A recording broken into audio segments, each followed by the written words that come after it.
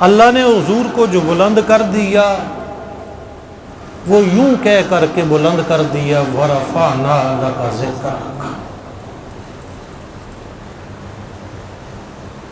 جب اللہ نے بلند کر دیا ہے، میں اور آپ اس کو بلند نہیں کر سکتے ہیں، حضور کا ذکر رفیع کر کے ہم اپنے آپ کو اللہ کی نگاہ میں بلند کر سکتے ہیں۔ وہ کسی عربی شاعر نے کہا نا،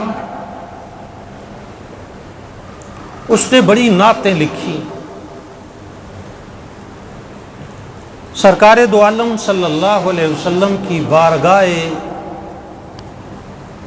مقدس میں بڑے کلام اس نے کہے، اپنی محبتوں کا اظہار کیا،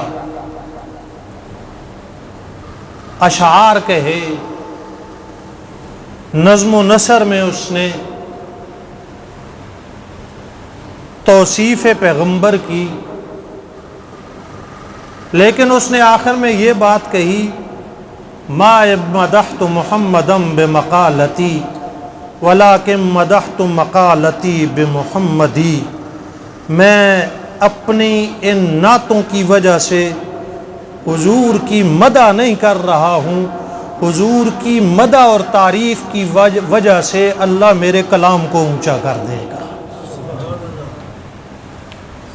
ہم کون ہوتے ہیں؟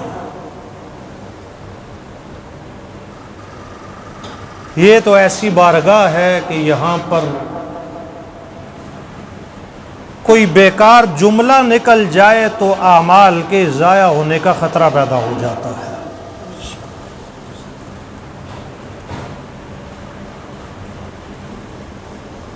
ہم اس نیت کے ساتھ سنیں اور اس نیت کے ساتھ پڑھیں اور اس نیت کے ساتھ اس کو بیان کریں کہ اللہ ان سارے اعمال کی وجہ سے مجھے آپ کو اپنی محبت بھی عطا فرمائیں گے، اپنے محبوب کی محبت بھی عطا فرمائیں گے۔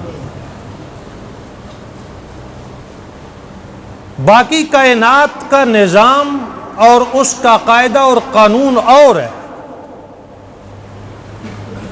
میں کسی صاحب کی تعریف کروں گا تو لوگ کہیں گے کہ مفتی صاحب نے تعریف کی ہے، مفتی صاحب کی تعریف کی وجہ سے بندہ بڑا ہوا، اس کا تعارف زیادہ ہوا، اس کی اچھائی مشہور ہوئی ہے۔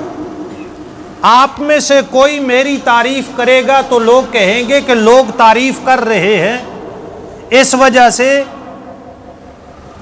اس بندے کی اچھائی بڑی ہے۔ باقی ساری کائنات کا نظام اس طرح ہے، لیکن سرکار دو عالم صلی اللہ علیہ وسلم کی تعریف، مدح، نعت، آپ کی توصیف، آپ کی عظمت کا بیان، آپ کی شان مقدس کا ذکر، یہ حضور کی شان تو بہت بڑی ہے، ذکر کرنے والے کے تذکرے کو اللہ زمین میں بھی اونچا کر دیتے ہیں، آسمان میں بھی اونچا کر دیتے ہیں۔